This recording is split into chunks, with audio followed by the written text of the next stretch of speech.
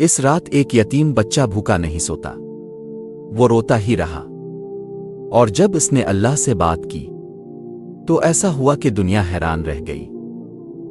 ایک چھوٹے سے گاؤں میں ایک غریب یتیم لڑکا رہتا تھا، نہ اس کا کوئی باپ تھا نہ ماں، بس ایک چھوٹی سی جھونپڑی اور ایک ٹوٹی ہوئی چارپائی اس کا کل سرمایہ تھی۔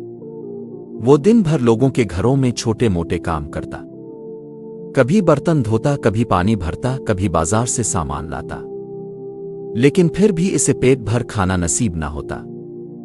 رات کو جب سب لوگ سکون سے اپنے گھروں میں سوتے، وہ آسمان کی طرف دیکھتا اور آہستہ سے کہتا، اللہ، میرا بھی کوئی ہوتا تو میں بھی آج اکیلا نہ ہوتا۔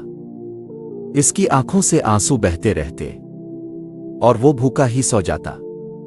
ایک دن سردیوں کی ایک سخت رات تھی، ہوا بہت تیز چل رہی تھی، لوگ اپنے گھروں میں گرم کمبلوں میں لپٹے ہوئے تھے، مگر وہ یتیم لڑکا باہر دروازے کے پاس بیٹھا کانپ رہا تھا۔ اس نے ایک گھر کا دروازہ کھٹکھٹایا، کیا مجھے تھوڑا سا کھانا مل سکتا ہے؟ اندر سے آواز آئی، جاؤ یہاں سے، ہمارے پاس کچھ نہیں۔ وہ خاموشی سے واپس مڑ گیا، اس کی آنکھوں میں آنسو تھے اور دل ٹوٹ چکا تھا۔ مسجد کا منظر، وہ آہستہ آہستہ چلتا ہوا مسجد میں داخل ہوا۔ مسجد خالی تھی، صرف ایک ہلکی سی روشنی جل رہی تھی۔ وہ سجدے میں گر گیا اور روتے ہوئے کہنے لگا، اللہ، سب کے پاس کوئی نہ کوئی ہے، میرے پاس کوئی کیوں نہیں؟ میں بھوکا ہوں یا اللہ، بہت بھوکا، اگر آج بھی کھانا نہ ملا تو شاید میں مر جاؤں گا۔ وہ اتنا رویا کہ اس کی ہچکیاں بندھ گئیں۔ اللہ کی رحمت۔ اسی وقت ایک نیک آدمی مسجد میں داخل ہوا۔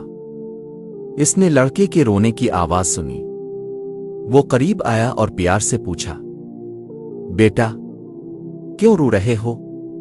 لڑکے نے ساری کہانی سنا دی۔ وہ آدمی بھی رو پڑا۔ اس نے فوراً لڑکے کو گلے لگا لیا اور کہا، آج کے بعد تم اکیلے نہیں ہو، میں تمہارا باپ ہوں۔ محبت کا آغاز۔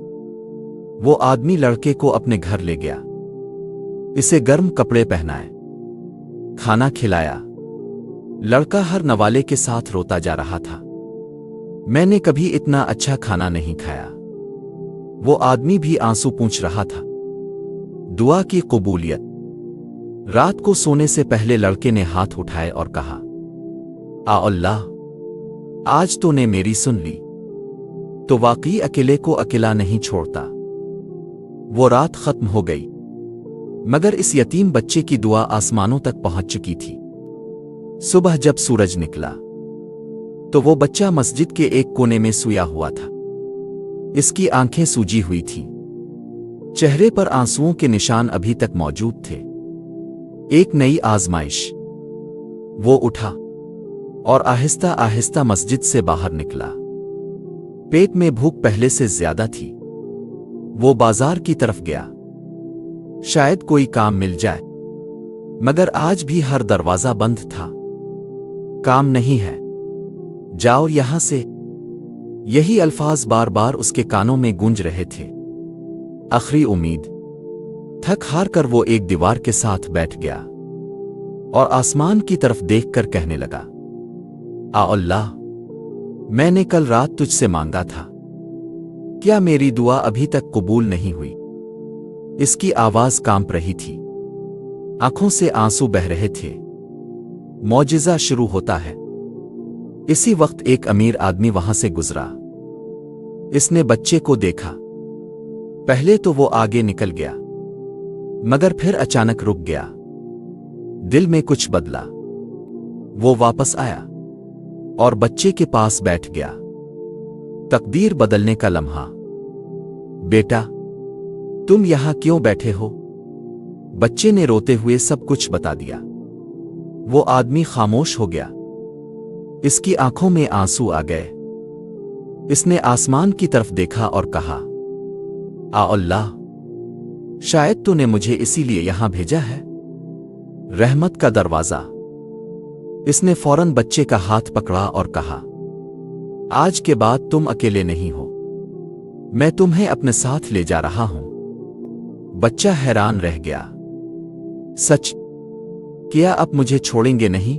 بچہ اس آدمی سے لپٹ کر زور زور سے رونے لگا۔ مجھے کبھی کسی نے اتنا پیار نہیں دیا۔